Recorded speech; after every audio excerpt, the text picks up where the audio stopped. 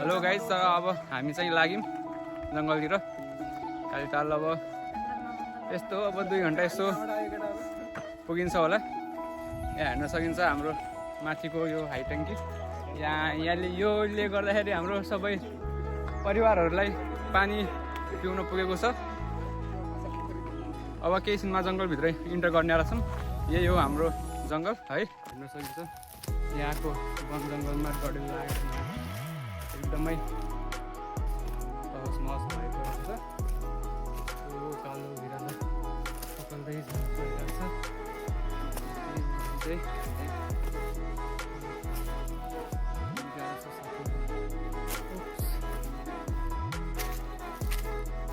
तर के यो जङ्गलमा चाहिँ बाघ आउँछ अरे है।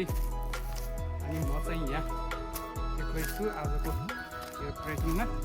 अलमोस्ट कति छ भने 40 किलोमिटरको छ अरे त्यो डेस्टिनेसन हाम्रो घरदेखि है।